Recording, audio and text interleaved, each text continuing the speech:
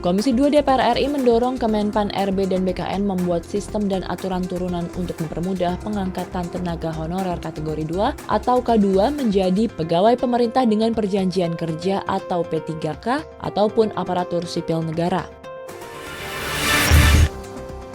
DPR RI melaksanakan fokus group discussion untuk mencari solusi selisih pembayaran iuran BPJS Kesehatan dan pengawasannya. DPR RI juga menekankan agar pemerintah, dalam hal ini BPJS Kesehatan, tidak menaikkan iuran BPJS Kesehatan untuk kelas 3. Ketua DPR RI Puan Maharani menyampaikan DPR RI berkomitmen menyelesaikan Omnibus Law sesuai dengan mekanisme pembahasan rancangan undang-undang di DPR RI. Saat ini DPR masih menunggu draft resmi terkait Omnibus Law Cipta Lapangan Kerja dan Omnibus Law Perpajakan dari pemerintah.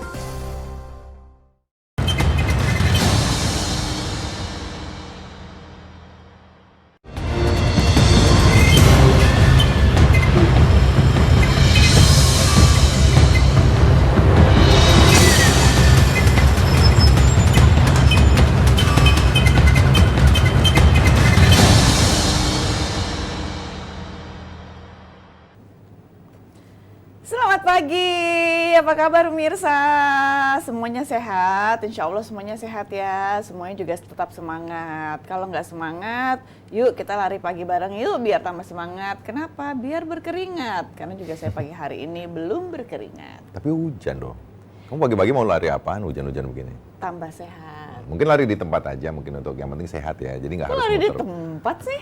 Stretching di ruangan aja. Jadi nggak harus keluar, kan di luar hujan. Oh gitu. Iya. Masa kamu mau paksakan diri untuk keliling karena hujan-hujanan? Atau kita berdua ini ya patungan beli treadmill. Tahu Treadmill bisa ya. Iya kan ya, jadi Ya saya mungkin terus. yang dimaunya Ius, ini mungkin yang penting ada gerakan untuk olahraga ya, yang penting Iya, sehat. enggak juga sih. Sebenarnya selain itu juga, terus kalau misalnya larinya bareng teman-teman itu kok kayaknya seru ya. Tapi saya udah nggak kuat lari loh sekarang. Tuh gimana dong? Harusnya ikut. Kalau di sekitar DPR RI kan ada polisi, ada pengamanan dalam. Biasanya setiap hari itu mereka apel terus lari pagi. Mungkin bisa gabung ya? Nggak tahu sih kenapa ngomonginnya kok masalah lari membuka acara ini karena apa namanya kalau lihat Instagram teman-teman yang komunitas ataupun organisasi ini lagi hits-hitsnya tuh yang namanya tuh bikin acara tuh lari bersama gitu loh, runner inilah runner itulah. Ya, tapi kalau misalnya memang ada yang mengatakan bahwa hati-hati di saat memang kita belum terbiasa olahraga yang terlalu kencang atau misalnya kuat seperti itu harus dilihat dulu, harus bertahap karena takutnya menyerang jantung untuk menjadi kesehatan. Tapi banyak juga loh kalau para jomblo ini lari dari kenyataan biasanya. Oh iya, itu kalau jomblo. Jomblo ya biasanya begitu. Yang mengawali pagi ini kami akan berikan dulu 3 berita utama. Yang pertama, DPR RI dorong prioritas bagi tenaga honorer K2. Komisi 2 DPR RI mendorong Kemenpan RB dan BKN membuat sistem dan aturan turunan untuk mempermudah pengangkatan tenaga honorer kategori 2 atau K2 menjadi pegawai pemerintah dengan perjanjian kerja atau P3K ataupun aparatur sipil negara. Berikut berita selengkapnya. Komisi 2 DPR RI mendorong Kemenpan RB dan BKN membuat sistem dan aturan turunan untuk mempermudah pengangkatan tenaga honorer kategori 2 atau K2 menjadi pegawai pemerintah dengan perjanjian kerja atau P3K ataupun aparatur sipil negara. Ditemui di Gedung Nusantara DPR RI Jakarta, anggota Komisi 2 DPR RI Sukamto mengatakan masih ada lebih dari 400.000 tenaga honorer K2, khususnya guru dan tenaga kesehatan yang belum diangkat menjadi P3K dan ASN. Untuk itu Sukamto mendesak pemerintah memprioritaskan tenaga honorer K2 dalam pengangkatan. Maka Komisi 2 memutuskan janganlah melihat usia. Kalau mereka sudah cukup panjang menjadi honorer, hendaknya bisa diangkat menjadi pegawai negeri. Tidak hanya guru, semua honorer. Kenapa demikian? Mereka tahu berjuang untuk negara. Anggota Komisi 2 DPR RI, Endro S. Yahman mengatakan, tenaga honorer K2 seharusnya dapat langsung diangkat menjadi P3K atau ASN. Menurut Endro, sebelum RUU ASN selesai, pemerintah perlu mengeluarkan Perpu sebagai payung hukum pengangkatan tenaga honorer K2. Endro mendorong pemerintah pusat berkoordinasi dengan pemerintah daerah agar anggaran pembiayaan belanja pegawai dapat diselesaikan. Honorer khususnya K2 kan, tinggal 400 berapa ribu. Ini diselesaikan lah, kalau bisa diterima langsung. Kalau undang-undang revisi undang-undang ASN-nya belum selesai, ya pakai perpu atau gimana lah. Kita ini ribet, selalu ditanya dengan masyarakat, ditanya honorer gimana. Hilman Hidayat dan Kudil, TVR Parlemen, melaporkan. Ditemui di Gedung Nusantara DPR, anggota Komisi 2 Sukamto mengatakan masih ada lebih dari 400.000 tenaga honorer K2, khususnya guru dan tenaga kesehatan yang belum diangkat menjadi P3K dan ASN. Untuk itu Sukamto mendesak pemerintah memprioritaskan tenaga honorer K2 dalam pengangkatan karena guru dan tenaga kesehatan honorer telah mengabdi kepada negara dalam jangka waktu yang lama. Hendro S. Yaman, anggota Komisi 2 juga mengatakan bahwa tenaga honorer K2 seharusnya dapat langsung diangkat menjadi P3K atau ASN. Menurut Hendro, sebelum rancangan undang-undang ASN selesai, pemerintah perlu mengeluarkan Perpu sebagai payung hukum pengangkatan tenaga honorer K2. Memang ini juga diambil dari statement Kemendagri, begitupun juga dari Menpan RB yang mengatakan bahwa nantinya juga akan secara bertahap penghapusan untuk masalah tenaga honorer K2.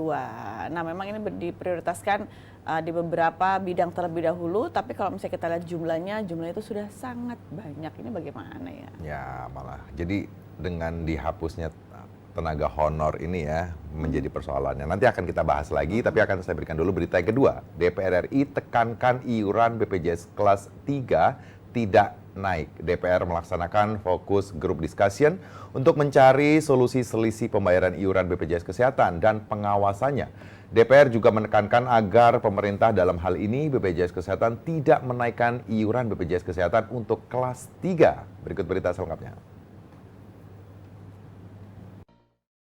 DPR RI melaksanakan fokus group discussion untuk mencari solusi selisih pembayaran iuran BPJS Kesehatan dan pengawasannya. DPR RI juga menekankan agar pemerintah dalam hal ini BPJS Kesehatan tidak menaikkan iuran BPJS Kesehatan untuk kelas 3. Ditemui usai FGD dengan tema mencari solusi pembayaran selisih iuran BPJS Kesehatan dan pengawasan BPJS Kesehatan bersama pimpinan dan Kapoksi Komisi 9 DPR RI, Menteri Kesehatan, Direktur Utama BPJS Kesehatan beserta stakeholder terkait di Gedung Nusantara 2 Senayan, Jakarta baru-baru ini, Wakil Ketua DPR RI Sufmi Dasko Ahmad mengatakan, DPR RI melakukan diskusi dalam upaya penyelesaian masalah BPJS Kesehatan.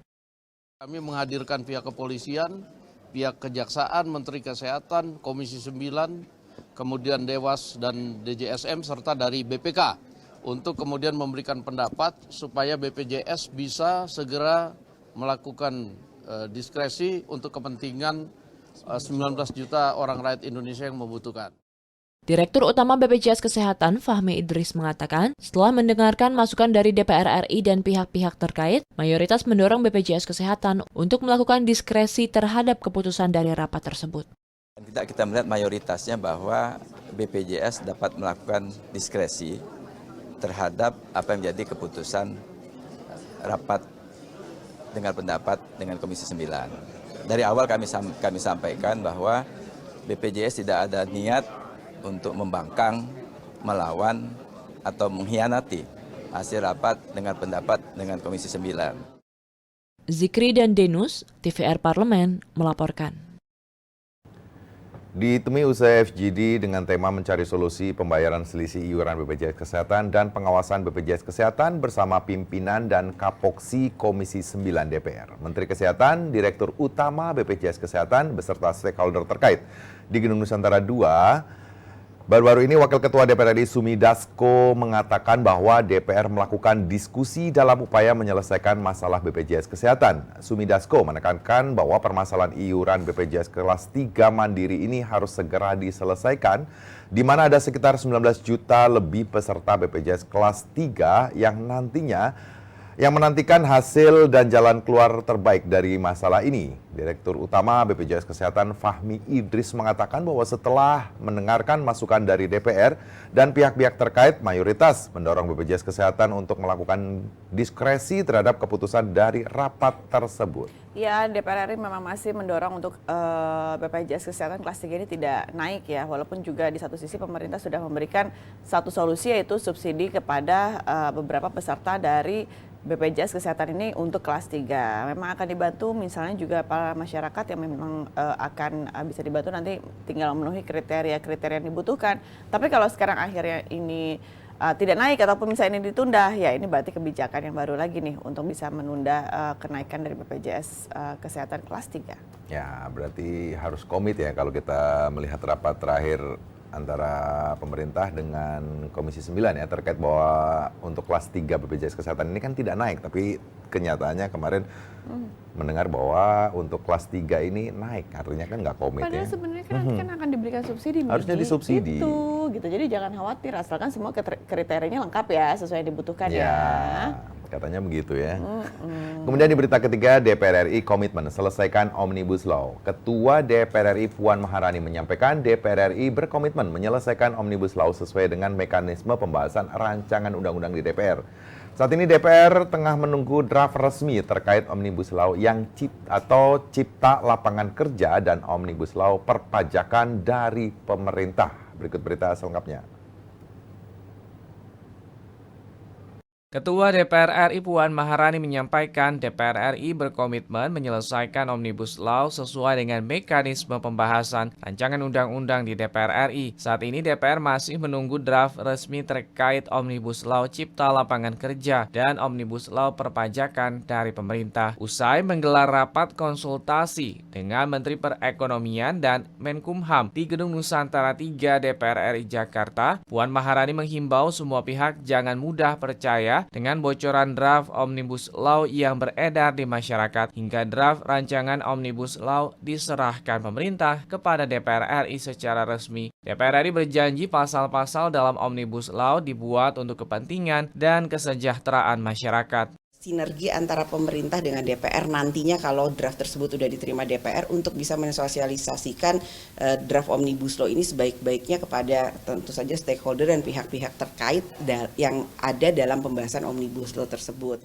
Pada kesempatan tersebut, Menko Perekonomian Erlangga Hartanto menyatakan draft Omnibus Law Cipta Lapangan Kerja sudah rampung dan akan segera diserahkan ke DPR. Pemerintah akan mengikuti seluruh mekanisme pembahasan yang berlaku di DPR. Melalui rapat konsultasi ini, ingin menyamakan persepsi antara pemerintah dan DPR terkait dengan Omnibus Law. Kita membahas mekanisme dan saya menyampaikan kepada Ibu Ketua DPR sebagai konsultasi bahwa draftnya sudah selesai dengan ratas kemarin, maka kita bahas mengenai langkah-langkah mekanisme selanjutnya. Fajar dan Rifki TVR Parlemen melaporkan. Ketua DPR RI Puan Maharani menghimbau semua pihak jangan mudah percaya dengan bocoran draft Omnibus Law yang beredar di masyarakat. Seluruh kalangan diminta bijak dan menahan diri hingga draft rancangan Undang-Undang Omnibus Law diserahkan pemerintah kepada DPR RI secara resmi. Dan DPR RI berjanji pasal-pasal dalam Omnibus Law dibuat untuk kepentingan dan mensejahterakan masyarakat. Pada kesempatan tersebut, Menko Perekonomian Erlangga Hartarto menyatakan bahwa draft Omnibus Law Cipta Lapangan Kerja sudah rampung dan akan segera diserahkan ke DPR. Pemerintah akan mengikuti seluruh mekanisme pembahasan yang berlaku di DPR melalui rapat konsultasi dan ingin penyamaan persepsi antara pemerintah dan DPR terkait Omnibus Law. Ya, kalau misalnya memang masalah draft rancangan undang-undang dari Omnibus Law ini juga sempat akhirnya juga tersebar di seluruh masyarakat Indonesia, itu bukan berarti yang benar. Nah, jadi kalau misalnya memang nantinya sudah diserahkan ke DPR RI, baru nanti secara resmi beberapa poin-poin ataupun pasal-pasal yang akan terkait di dalam draft rancangan undang-undang tersebut akan segera secara resmi dirilis oleh DPR RI, baik itu juga oleh pemerintah. Jadi hati-hati, takutnya ini hoax. Ya, banyak sekali ya yang mengatakan bahwa Omnibus Law ini beberapa pasal akan merugikan masyarakat. Tapi sudah dijelaskan oleh Ketua DPR RI atau dari pihak DPR RI, juga dari pemerintah melalui Pak Erlangga ya. Juga kalau kita dengar juga statement dari Pak Menko Polhukam Pak Mahfud MD juga sudah mengatakan bahwa pasal-pasal ini sangat-sangat tidak merugikan masyarakat ya, artinya nyaman lah, tenang. Berarti kalau untuk itu draft rancangan undang-undang yang tersebar sebenarnya juga ada tujuan untuk meresahkan masyarakat ya. Mungkin gitu. Yang pasti nanti dengan sudah secara resmi masuk rancangan undang-undang tersebut ke DPR RI, kita tunggu apakah memang benar-benar beberapa draft yang diberikan pemerintah kepada DPR RI bisa memberikan rasa nyaman kepada masyarakat isinya ya. Kita lihat nanti. Ya. Pemirsa, 3 informasi sudah mengawali Suara Parlemen edisi pada pagi hari ini. Kini kami akan jeda terlebih dahulu karena kami sudah siap nih dengan beberapa surat kabar yang terbit pada pagi hari ini. Jangan kemana-mana, masih bersama kami tentunya di Suara Parlemen.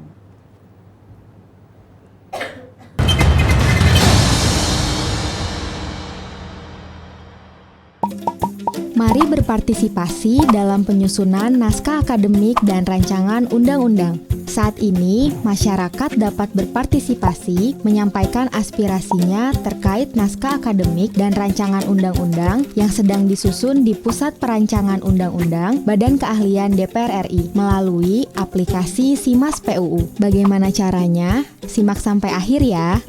Pertama, silahkan mengakses website Pusat Perancangan Undang-Undang Badan Keahlian DPR RI. Kemudian, klik menu aplikasi SIMAS PUU, lalu pilih naskah akademik atau rancangan undang-undang. Setelah muncul daftar naskah akademik atau rancangan undang-undang, silahkan klik kolom detail, kemudian isi data diri Anda pada kolom kuesioner dan berikan pendapat Anda pada kolom jawaban yang telah tersedia. Kemudian, Anda dapat mengunggah data pendukung pada kolom upload dokumen sebagai penunjang pendapat Anda. Mudah bukan? Ayo berpartisipasi menjadi bagian dalam perancangan undang-undang.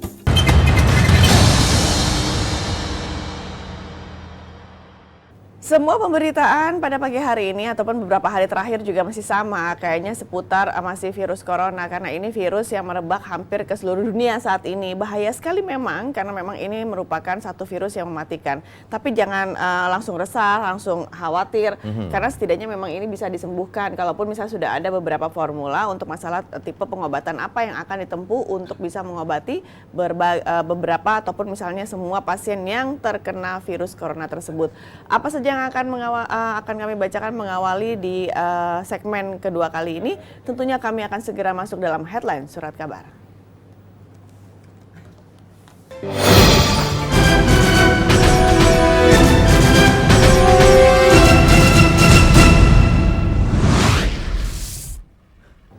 Di Surat Kabar, Pikiran Rakyat mengangkat Natuna dipilih karena mumpuni. Presiden Joko Widodo mengungkapkan bahwa Natuna merupakan tempat paling tepat untuk menampung sementara warga negara Indonesia atau WNI yang baru dievakuasi dari Cina. Pasalnya, pulau tersebut memiliki infrastruktur paling lengkap untuk mendukung proses observasi pencegahan wabah virus corona.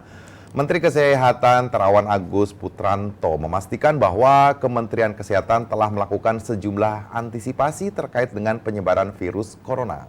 Ya, walaupun mungkin saja warga ataupun misalnya masyarakat sekitar di Pulau Natuna ini juga sempat protes dengan kondisi akan dilakukannya untuk masalah karantina di sana, untuk masalah yang masyarakat ataupun misalnya warga negara Indonesia yang baru datang dari Cina dan harus diobservasi terlebih dahulu. Tapi kalau misalnya memang ini paling mumpuni, daerah paling mumpuni, tentunya juga memang semuanya juga akan tersteril dengan baik. Jadi jangan khawatir, walaupun misalnya mungkin saja untuk para petugas yang akan mengobservasi ini sudah dilengkapi dengan berbagai alat-alatnya atau pakaian-pakaiannya untuk bisa mengobservasi, tapi masyarakat yang masih khawatir. Maksudnya virus coronanya. Memang sempat ramai juga kalau kemarin di sosial media bahwa seolah-olah pemerintah atau negara tidak hadir dalam kondisi warga negaranya yang berada di Cina misalnya untuk segera tidak dievakuasi. Tapi setelah dievakuasi, misalnya di Natuna, warga di situ juga tidak bisa menerima. Nanti jika dipindah lagi misalnya ke Jawa, orang Jawa tidak terima. Pasti nggak terima di mana-mana. Padahal kalau misalnya tapi diprotes ya. Tapi padahal kalau misalnya kita bicara masalah ketakutan untuk masalah penyebaran virus corona ini, jangankan di Natuna, di Natuna bisa nyebar juga kok ke Pulau Jawa, bisa juga kok ke Sumatera. Jadi ini kalau misalnya kita harus mengkhawatirkan seperti ini, nanti tidak ada habisnya. Tidak ada habisnya. Yang pasti dengan dipilihnya Natuna bukan karena kemarin ada konflik perbatasan Natuna ya. Ya, bukan karena itu. Kemudian di Harian Kompas, kesulitan mendera warga negara Indonesia setelah berhasil mengevakuasi warga negara Indonesia yang berada di Provinsi Hubei, Cina dan memulangkan mereka ke tanah air. Pemerintah Indonesia diharapkan meningkatkan perhatian dan bantuan kepada warga negara Indonesia di Cina yang ada di luar negeri atau di Hubei. Persediaan logistik mereka seperti bahan makanan mulai menipis. Nah, ini kalau misalnya ada beberapa lagi sikap yang diambil oleh warga negara Indonesia yang belum mau pulang ke Indonesia. Nah, tapi kalau misalnya dengan kondisi sampai saat ini kan di sana nanti nggak taunya banyak kesulitan yang terjadi. Padahal sebenarnya pemerintah sudah mau mengevakuasi warga negara Indonesia untuk bisa pulang ke tanah air. Karena kan memang nantinya juga tanah air akan dibantu ya dari memang agak sedikit nggak enak mungkin dengarnya harus diobservasi dulu. Tapi daripada ada resiko terkena penyakit ataupun virus tersebut di Cina lebih bahaya lagi kan. Ya, kalau kemarin kan sekitar 270-an ya sudah berhasil dievakuasi. 1 orang sudah mendahului dengan biaya sendiri misalnya para mahasiswa, dan ada 4 orang yang memang tidak mau dievakuasi. Mereka masih mau tetap tinggal di sana, tidak mau dibawa ke Indonesia. Jadi mungkin ya tetap aja pemerintah harus memperhatikan, terutama tadi dari sisi logistik ya. Ya itu pilihan ya, karena sudah ada tawaran untuk bisa pulang ke tanah air Tetap dengan bertahan ada ya. yang dibantu oleh pemerintah. Jadi kalaupun misalnya ada yang mengatakan pemerintah belum hadir, kayaknya nanti harus lihat lagi nih, karena pemerintah sudah berusaha untuk bisa mengevakuasi seluruh warga Indonesia yang berada di Wuhan, Cina. Pemirsa, informasi detailnya ada di Harian Kompas, begitupun juga ada di Harian Umum Pikiran Rakyat untuk edisi hari ini. Kami akan jeda kembali karena kami akan masuk pada segmen ketiga, yaitu untuk membahas tema pada pagi hari ini. Jangan kemana-mana, masih bersama kami tentunya di Suara Parlemen.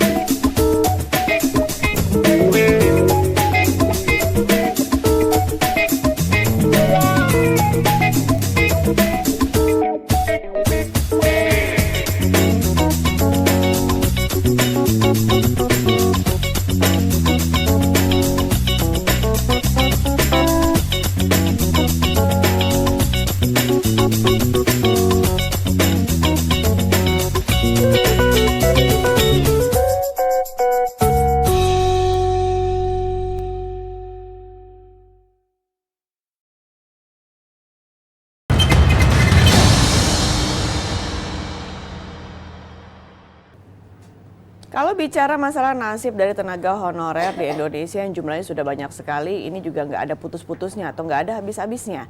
Karena kalau misalnya termasuk tenaga honorer, apakah juga saya termasuk tenaga honorer di sini? Ya. Jawab.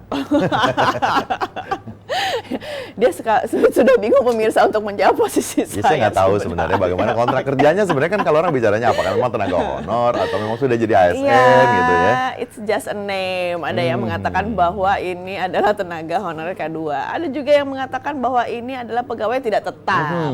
Jadi nama itu ya beda-beda di setiap kementerian, di setiap lembaga, ataupun misalnya di beberapa tempat lainnya itu semua berbeda-beda. Tapi kalau misalnya lihat posisi, it's just a name ya.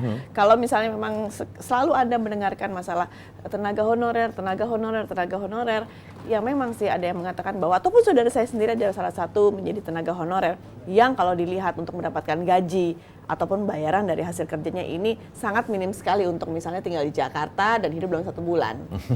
Ya. Tapi ini menjadi persoalan setelah misalnya Komisi 2 DPR RI mengadakan rapat kerja dengan Menpan RB juga Mendagri, bahwa akhirnya memberikan satu keputusan bahwa tidak ada lagi yang namanya tenaga honorer atau pegawai honor, yang ada hanya pegawai P3K ataupun ASN. Bagaimana nasib para tenaga honorer di Indonesia jika kesepakatannya tidak ada lagi di Indonesia misalnya? Tapi hati-hati juga, kalau misalnya dibilang tenaga honorer ini akan misalnya dirubah statusnya menjadi misalnya P3K ataupun juga ASN, melihat dari lamanya bekerja gitu ya, jangka waktu pada saat bekerja di tempat tersebut atau lembaga tersebut. Tapi kan kalau misalnya kembali lagi dilihat, ternyata ada prioritas terlebih dahulu, yaitu tenaga pendidik, tenaga kesehatan, begitupun juga penyuluh. Saya belum masuk di situ, berarti sebenarnya nasib saya belum ada ya. Ini terlihat di lagi tahun mungkin. 2021. Mungkin ditambah nanti sama Komisi 2 ada tenaga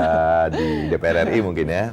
Ya, jadi nanti juga masuk agak lagi, nanti prioritas juga. Prioritas, tapi nanti kalau misalnya Komisi 2 juga agak repot sekali apabila nanti banyak sekali tenaga honorer yang datang ke gedung DPR RI untuk memberikan aspirasinya, dan setidaknya Komisi 2 perlu menampung semua suara yang akan menyatakan dirinya untuk bisa menjadi statusnya berubah P3K. Jangan-jangan juga saya juga menjadi salah satu di dalamnya. Jangan sampai ya Pak.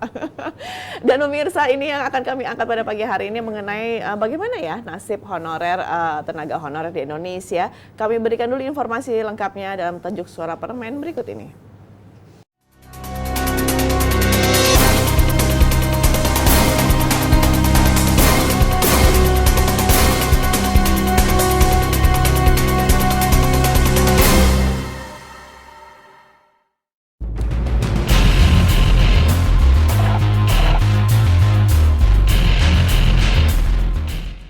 tenaga honorer dihapus. Rapat kerja Komisi 2 DPR RI dengan Kementerian Pendayagunaan Aparatur Negara Reformasi Birokrasi dan Badan Kepegawaian Negara atau BKN pada hari Senin 20 Januari 2020 sepakat untuk secara bertahap menghapuskan jenis-jenis pegawai seperti tenaga honorer pada lembaga-lembaga pemerintah.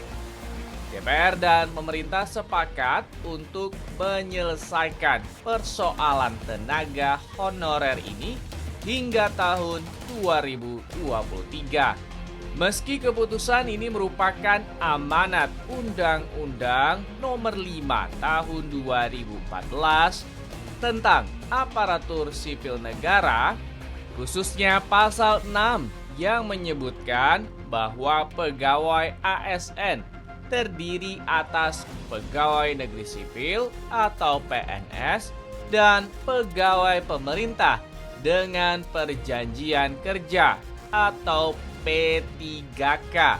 Namun dinilai sangat mengejutkan, terutama bagi para tenaga honorer yang telah mengabdi bertahun-tahun.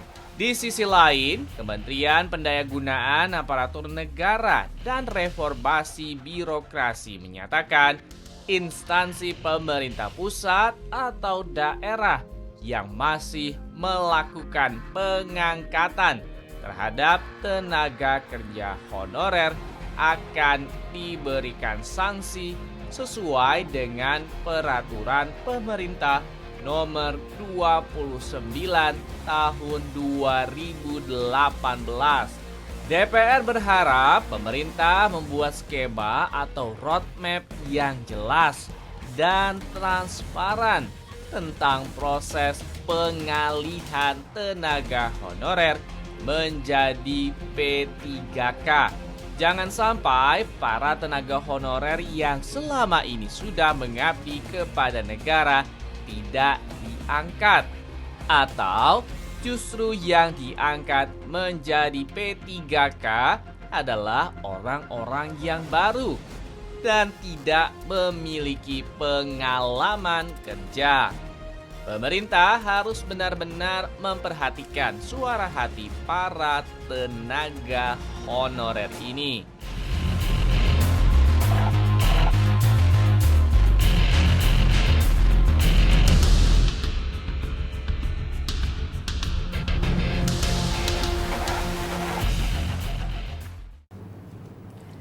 Pemirsa, tayangan tadi barusan saja Anda saksikan mengenai kondisi tenaga honorer di Indonesia. Nah, untuk itu, untuk lebih banyak kami akan membahasnya lebih lanjut.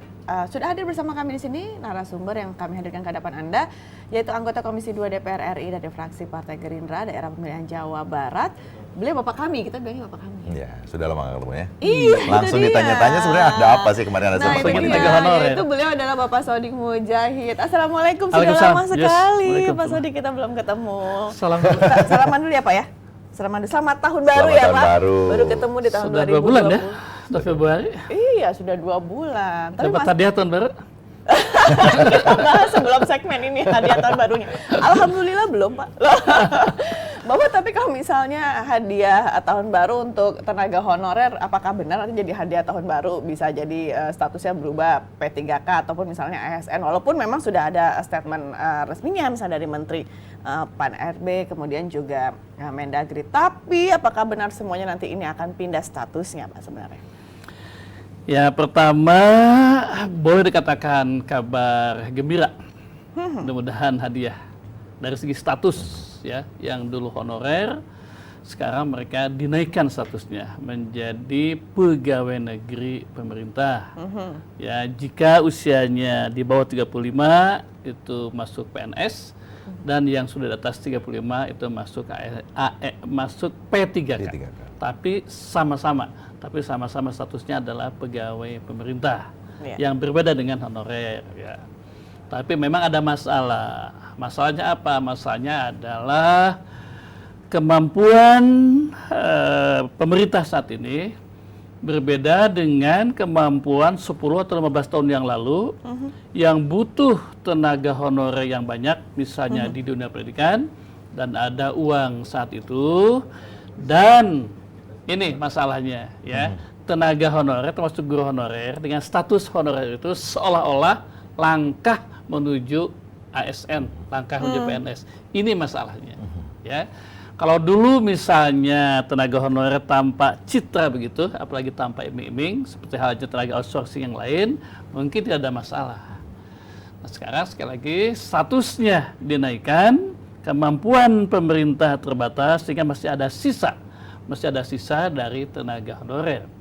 Dan kita memperjuangkannya sebetulnya bukan dari sisi kepentingan mereka saja, ya, tapi juga kepentingan negara, kepentingan bangsa. Contoh, soal guru, itu nanti akan banyak kekurangan tenaga guru ketika tenaga honorer ini tidak semua jadi PNS, tidak semua jadi P3K.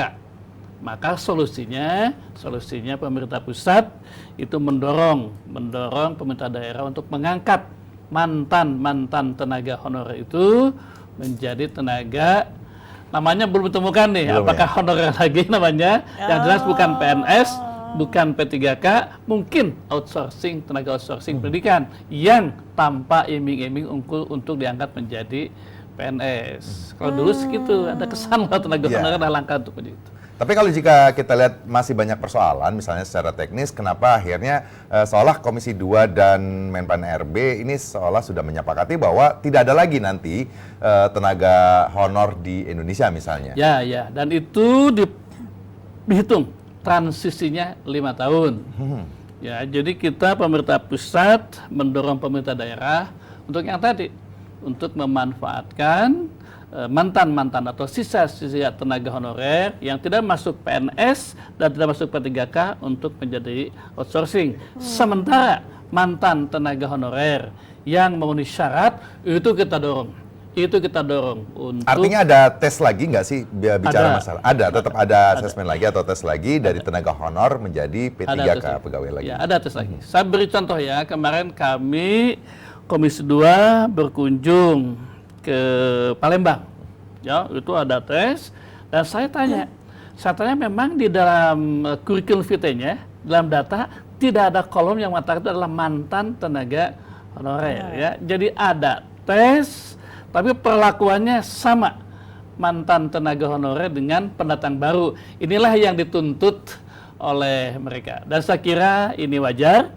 Itulah sebabnya tadi diprioritaskan untuk masuk PNS, masuk P3K, dan outsourcing dengan dibiayai oleh pemerintah daerah. Nah, kalau misalnya jumlah tenaga honorer K2-nya ini terlalu banyak ya Pak ya, secara kalau misalnya memang prioritas kan berarti tenaga pendidik terlebih dahulu, tenaga kesehatan, kemudian dan para penyuluh.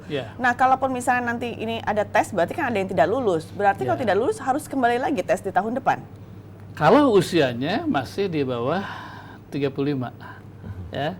Kalau sudah tidak bisa masuk. Dan jangankan tahun depan loh, tahun ini saja itu banyak yang sudah melampaui masa 35. Tidak masuk PNS ya, masih P3K, itu pun masih terkendala dengan katakanlah kualitas mereka atau kemampuan mereka untuk menjawab persoalan itu. Sebetulnya memang dari sisi ini sih kita bergembira ya, bahwa sistem seleksi PNS itu sudah lebih profesional lah. Banyak banyak anak gubernur, anak pejabat yang tidak masuk ya, dari sisi itu menggembirakan. Itulah sebabnya mantan tenaga honorer pun tidak bisa mendapatkan prioritas. Kita mendorong kepada pemerintah agar bisanya memberikan alokasi 75% untuk mantan tenaga honorer yang memenuhi syarat, sisanya baru untuk pendatang baru. Gitu ya, kita mendorong itu. Nah, itu kan kalau misalnya usianya maksimum 35 tahun ya Pak ya untuk tes ASN atau PNS. Tapi kalau misalnya yang sudah di atas 35 tahun itu berarti kan untuk status P3K tersebut. Betul. P3K juga itu kan per tahunnya pasti dijatahkan kan ya Pak? Ya, itu pada tes juga kan? Dijatahkan. Berarti ada juga yang tidak lulus juga. Maka ini harus mencoba kembali di tahun depan kan? Mencoba kembali tahun depan selama yang tadi, selama usianya, kalau P3K masih bisa. Nah, kita mendorong pemerintah, walaupun semua warga negara berhak untuk daftar, kita mendorong pemerintah untuk memberikan kuota yang lebih besar kepada mantan-mantan tenaga honorer yang memenuhi syarat. Jadi ada prioritas. Ada prioritas. Ya. Prioritasnya prioritas kuota. Pak, tapi kalau bicara masalah dari sisi penganggaran, saya bicara masalah kalau kita dengar infonya kan kalau P3K ini kan hampir sama sebenarnya dengan BNS ya, misalnya tunjangan, dari sisi mungkin hanya mereka katakanlah tidak mendapatkan pensiun. Nah, dari sisi semua tenaga honorer yang akan diangkat menjadi P3K misalnya, anggarannya negara mampu nggak sih Pak sebenarnya? Sudah dihitung-hitung? Itulah sebab negara belum mampu untuk mengangkat semua mantan tenaga honorer itu ya. Itu bertahap, karena saya katakan sekali lagi 15 tahun atau 10 tahun yang lalu ada kebutuhan yang sangat banyak ya, sehingga itu diangkat mereka sebagai tenaga honorer. Ketika itu jatuh menjadi tenaga PNS, P3K, ada masalah.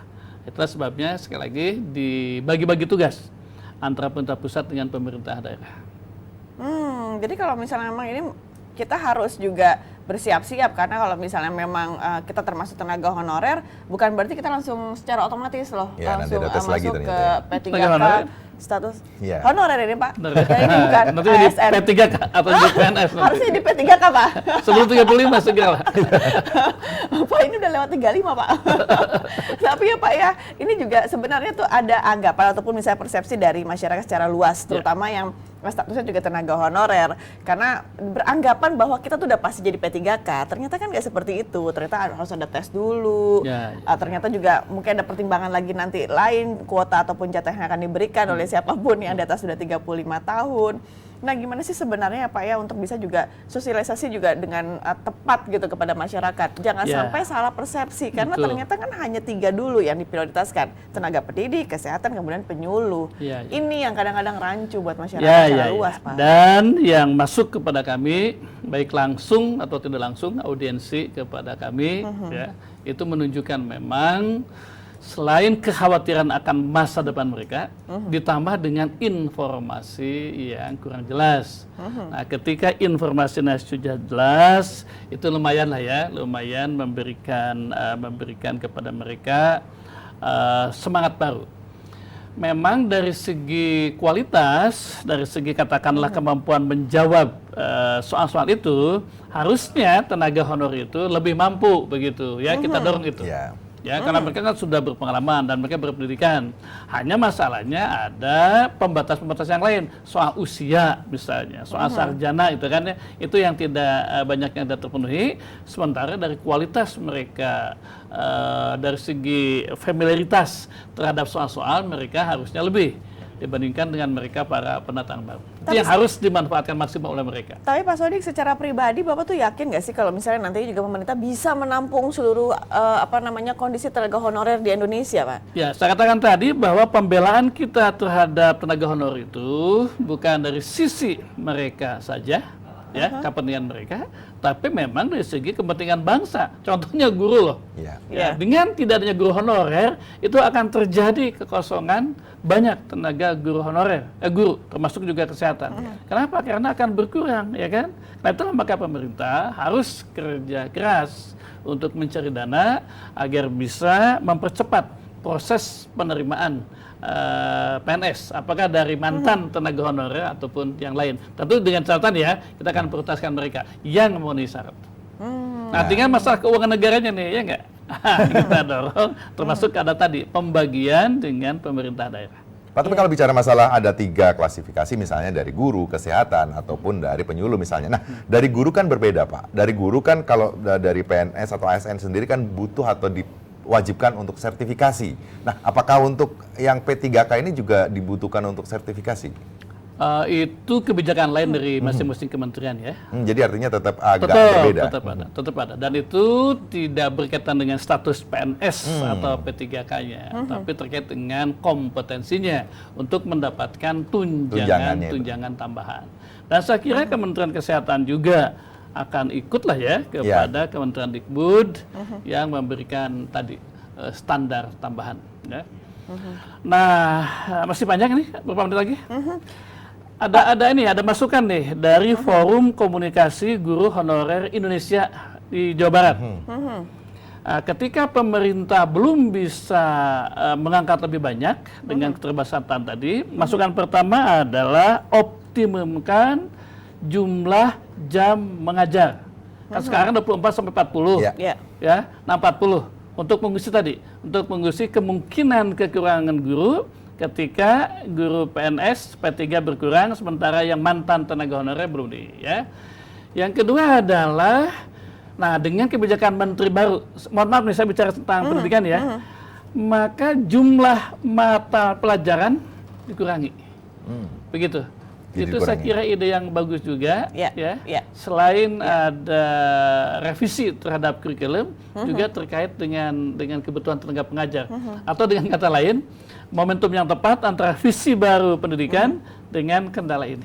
Jadi setidaknya ini bisa jalan secara bersamaan. Kalaupun misalnya memang secara dari tenaga pendidiknya juga diperbaiki untuk masalah peningkatan kesejahteraan guru tersebut, tapi dari sisi untuk masalah kurikulum ataupun misalnya status daripada adik-adik yang memang sedang sekolah atau misalnya melaksanakan pendidikan juga akan diberlakukan kembali sistem baru lagi untuk masalah kurikulum. Sekarang kan dipakainya minimum 24 ya enggak? Karena bisa sampai 40 lah. Ambil yang 36 sehingga akan lebih banyak terpenuhi. Terima kasih banyak Pak Sodik sudah hadir pada pagi hari ini. Pemirsa, perbincangan kami dengan Pak Sodik telah usai karena setelah ini kami akan hadir kembali dengan narasumber kami. Jangan kemana-mana, masih bersama kami tentunya di Suara Parlemen.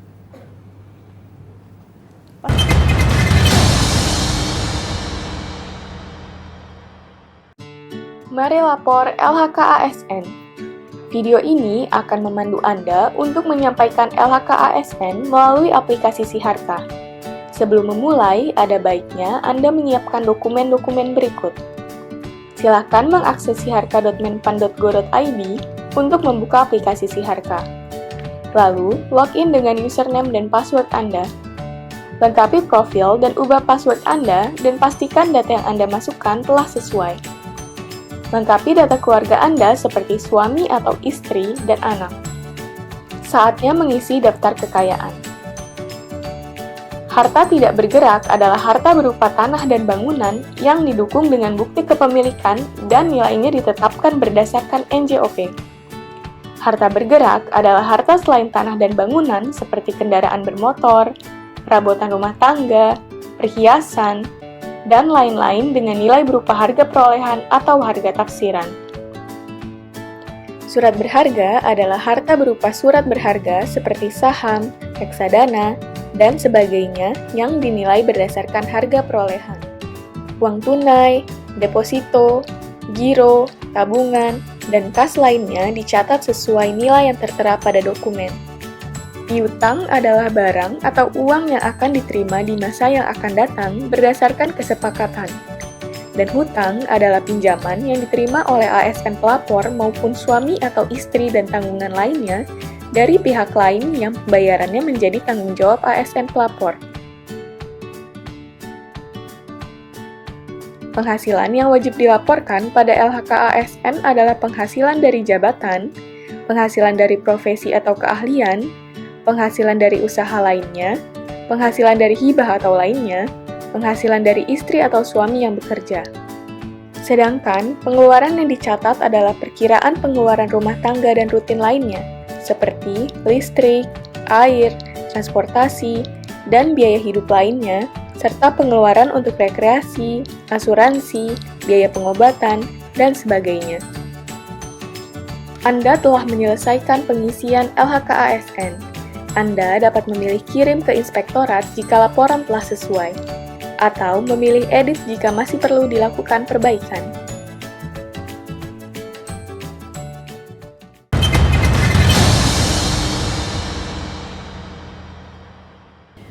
Pemirsa, Anda kembali bersama kami dalam Suara Parlemen. Kita masuk pada segmen terakhir pada pagi hari ini dan narasumber kami sudah kami hadirkan kembali ke hadapan Anda, yaitu Ketua Komisi 2 DPR RI dari fraksi Partai Golkar Daerah Pemilihan Sumatera Utara 2. Beliau adalah Bapak Ahmad Doli Kurnia. Selamat pagi Pak Doli, apa kabar?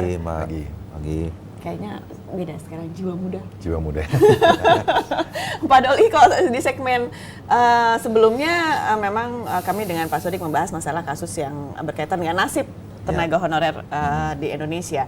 Tapi kalau misalnya kita bicara dari sikap DPR RI sendiri terhadap keputusan dari pemerintah yang menyatakan bahwa nantinya itu tidak akan ada lagi namanya tenaga honorer K2 atau tenaga honorer di Indonesia. Padahal sebenarnya banyak sekali jumlah tenaga honorer di Indonesia, tapi ternyata baru diprioritaskan dari 3 sumber terlebih dahulu. Bagaimana nanti sikap DPR RI untuk misalnya memang bahwa nanti bisa mengakomodir seluruh tenaga honorer di Indonesia? Ya, saya kira memang ini perlu diklarifikasi ya. Dalam waktu seminggu, 2 minggu ini saya kalau ditanya kawan-kawan media, saya selalu jelaskan ini. Dari rapat kerja terakhir antara Komisi 2 dengan Kementerian PAN dan RB, itu salah satu keputusannya juga betul akan menghapuskan tenaga honorer. Nah, tapi saya ingin jelaskan kata dihapuskan itu sebetulnya bukan di-delete, bukan dihilangkan, ya statusnya dipindahin. Jadi justru sebetulnya Komisi 2 semenjak kami dilantik, kemudian beberapa hari kemudian kita mendapatkan banyak informasi, terus kedatangan tamu dari tadi forum komunikasi tenaga honorer itu yang mereka ingin dibantu diperjuangkan nasibnya. Nah, dari sejak itu kita terus-menerus mendiskusikan soal ini. Jadi kami mengetahui bahwa sebenarnya kebijakan tenaga honorer ini sejak tahun 2005 sudah dikeluarkan PP yang harus melakukan moratorium semua. Pemerintah sampai ke pemerintah daerah itu tidak boleh lagi merekrut tenaga honorer sebetulnya. Nah, tapi sampai dikeluarkan 3 kali PP sampai 2012. Nah, tapi ada beberapa yang tidak mengindahkan, jadi menumpuk. Nah, kalau dia jumlahnya makin besar, kan tanggungan biaya negara untuk membiayai mereka kan tambah besar juga. Nah, terjadilah ya ini tanggung jawab siapa? Pemerintah daerah atau pemerintah pusat? Nah, jumlahnya hampir 900.000 waktu itu. Nah, terus kemudian pemerintah pusat kemudian mengambil inisiatif ya, untuk bagaimana supaya mereka secara perlahan dijelaskan, didefinitifkan statusnya. Nah, dari undang-undang ASN yang baru itu kan sebetulnya pegawai negeri itu ada ASN itu terdiri dari 2. Satu PNS, satu lagi P3K, pegawai pemerintah dengan perjanjian kontrak kerja. Gitu. Nah, dalam beberapa kurun waktu dari sampai 2018 terakhir ya, akhirnya pemerintah bisa menyelesaikan hampir separuh. Jadi sekarang tinggal sisanya sekitar 439.000 lagi tenaga honorer yang masih berstatus tenaga honorer. Nah, yang sekarang kita sedang urus adalah yang ini. Yang sekarang kita dorong supaya status tenaga honorer ini lebih jelas masuk dalam undang-undang ASN. Mau jadi PNS atau mau jadi P3K. Jadi sebetulnya penghapusan atau dihapus itu istilah status mereka tenaga honorer dihapus menjadi PNS atau P3K gitu. Jadi bukan mereka dihilangkan, diabaikan gitu. Jadi dipertegas saja lagi statusnya menjadi status yang ada di dalam undang-undang.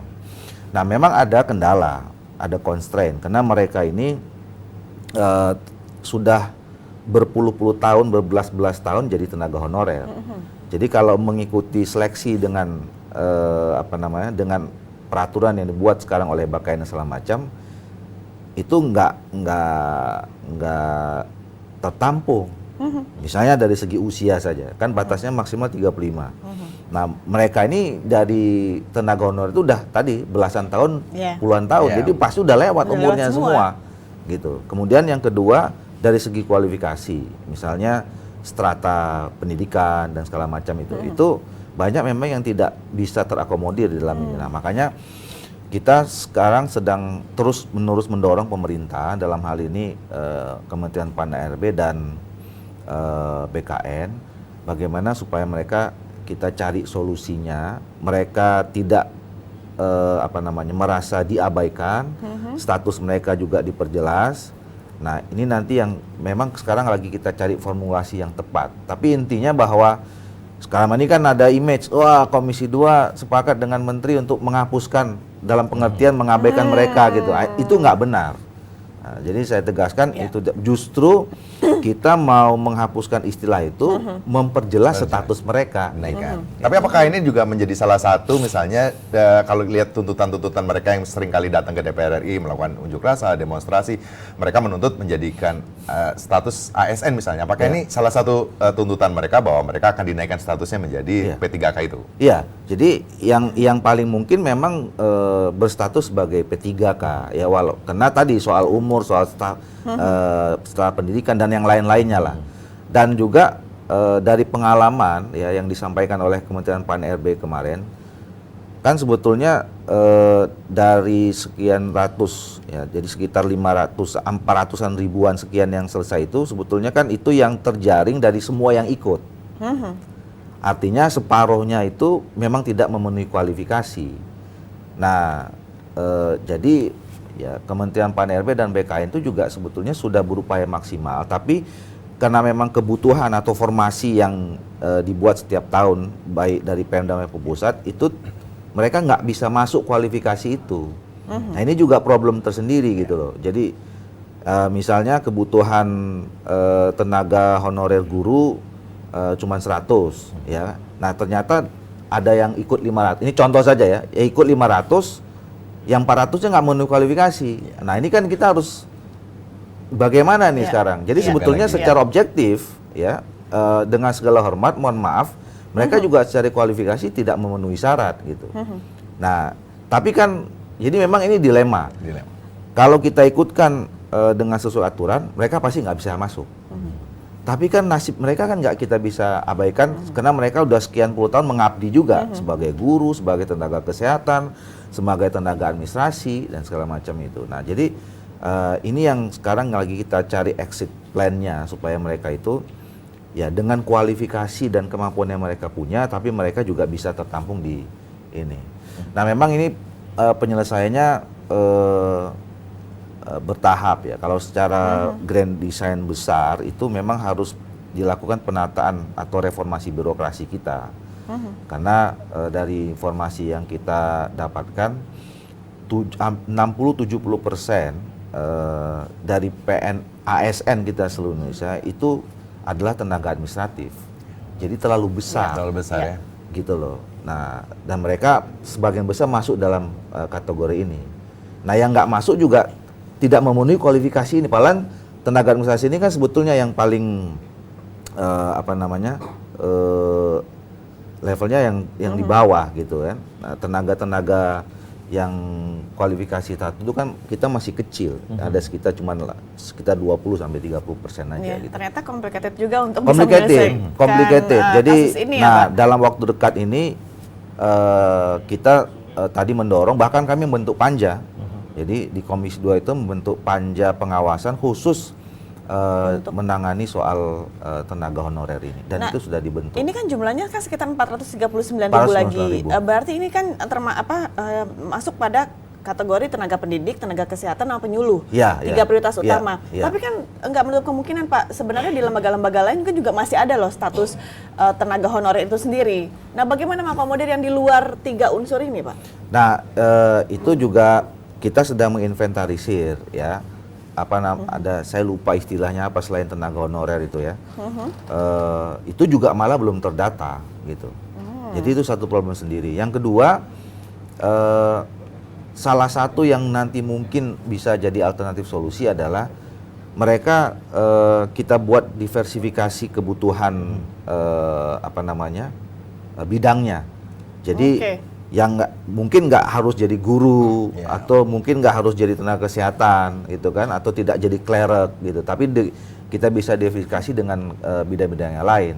Nah ini juga kan belum tentu itu yang sekarang paling mungkin kita pikirkan. Tapi belum tentu juga bisa compatible dengan keinginan mereka kan. Ya kan nggak mudah juga tiba-tiba selama ini jadi guru terus kemudian misalnya ya suruh bekerja yang lain gitu kan. Ya tapi memang ini masalah yang pelik, makanya bertahun-tahun nggak selesai. Ya bayangkan dari 2005 sampai sekarang udah hampir berapa puluh tahun. Tapi jika misalnya ini sudah bisa selesai, artinya beberapa tenaga honorer sudah bisa menjadi statusnya P3K. Nah, dari sisi Komisi 2 atau DPR RI, fungsi anggaran, pemerintah sebenarnya bisa nggak sih, atau Komisi 2 mendorong nggak bahwa pasti ada implikasi anggaran akan naik? Lah iya, makanya justru kan problemnya itu, kalau misalnya kalau anggarannya nggak ada masalah, ini nggak ada masalah selama ini. Justru problemnya kalau kita dorong semua ke PNS atau P3, itu konsekuensinya adalah soal APBN, ya, gitu loh. Nah, APBN kita kan memang agak ketat, ya kan, di dalam beberapa tahun terakhir ini, gitu. Jadi itu yang justru itu persoalan utamanya. Kalau dana kita cukup, ya APBN kita surplus segala macam, ini pasti nggak ada masalah ini. Semuanya kita bisa. Ini kan karena itu tidak bisa leluasa penganggarannya, juga di daerah juga seperti itu. Jadi kan daerah paling tuh yang rekrut Pemda misalnya. Terus kemudian karena statusnya udah ini tanggung jawabnya pemerintah pusat gitu. Nah, pusat kan bilang, loh, Anda yang rekrut, Anda yang pakai, kalau kita yang biayai, kan kira-kira begitu. Nah, ini jadi itu sebetulnya ininya. Terima kasih banyak Pak Ahmad Doli. Sama-sama. Memang mendeklar sesuatu atau misalnya mengumumkan sesuatu itu bisa jadi angin segar untuk beberapa pihak. Ternyata masih juga menjadi kendala besar untuk beberapa pihak yang memang belum bisa memenuhi persyaratan tadi yang sudah dibuat ya Pak ya. Karena memang PR ini besar. masalah sensitif, jadi memang harus sering dilakukan penjelasan. Kayak tadi ya kemarin itu tiba-tiba dibilang judulnya dihapus, dibilang waduh kami akan itu. Tapi saya tegaskan sekali, bukan itu yang dimaksud dengan kata dihapus atau menghapus itu. Kita berharap ada sosialisasi Pak berupa informasi kepada masyarakat untuk tidak membuat sebuah persepsi yang berbeda untuk masalah kata-kata dihapuskan atau ternyata ini hanya berubah statusnya. Tapi kita harus bersabar juga pemirsa, karena ternyata memang ini harus melihat kembali beberapa kriteria atau persyaratan tertentu yang memang harus diikuti untuk bisa merubah status tenaga honorer bisa menjadi P3K ataupun misalnya ASN. Kini giliran kami akan bacakan ke hadapan Anda pemirsa untuk agenda maupun kegiatan anggota Dewan untuk hari ini, dan kami hadirkan juga di layar kaca Anda. Terlihat pada pukul 10 waktu Indonesia bagian Barat, ini ada rapat kerja gabungan dalam rangka persiapan pelaksanaan PON 20 tahun 2020 di Papua di ruang rapat KK2. Di Komisi 1 DPR RI akan ada rapat dengar pendapat umum dengan Profesor Hikmahanto Juwana, kemudian juga dengan beberapa cendekiawan lainnya. Begitupun juga di Komisi 4 DPR RI akan ada RDP dengan para pejabat eselon 1 Kementerian Lingkungan Hidup dan Kehutanan. Komisi 6 DPR RI akan ada rapat kerja dengan Wakil Menteri BUMN 1 dan BUMN 2. Komisi 11 DPR RI akan ada rapat kerja dengan Bappenas. Pada pukul 10.30 pimpinan BKSAP akan ada pertemuan dengan Parlemen Malaysia. Pemirsa, di Komisi 11 DPR RI akan ada Komisi 11 kembali menerima audiensi dengan DPRD dan Bupati Natuna. Dan kita lanjutkan di siang hari pada pukul 13 BAKN rapat kerja dengan Menteri Dalam Negeri Republik Indonesia, Menteri Keuangan, Menteri PPN RI, Kepala Bappenas, dan Menteri Hukum dan Hak Asasi Manusia. Komisi 7 DPR RI akan ada di RDPU dengan Presdir, PT Pertamina, dan Dirut PT Pertamina Hulu Energi. Dan kemudian juga di Komisi 9 akan ada rapat dengar pendapat dengan Kepala BKKBN. Di Komisi 11 pada pukul 14 waktu Indonesia bagian Barat akan ada rapat kerja dengan Dewan Komisioner Otoritas Jasa Keuangan. Dan setidaknya memang rangkaian akan ditutup pada malam hari di Komisi 6 DPR RI pada pukul 18.30 waktu Indonesia bagian Barat, yaitu rapat kerja dengan Menteri Perdagangan, Menteri Luar Negeri, dan Menteri Hukum dan HAM Republik Indonesia. Dengan demikian, Suara Parlemen edisi pada pagi hari ini telah usai. Saya Yusli Hayanti, saya Mindi Nugroho, tentunya bersama Bapak Ahmad Doli Kurnia mengucapkan terima kasih atas perhatian Anda dan sampai jumpa. Terima kasih Pak Doli sudah hadir.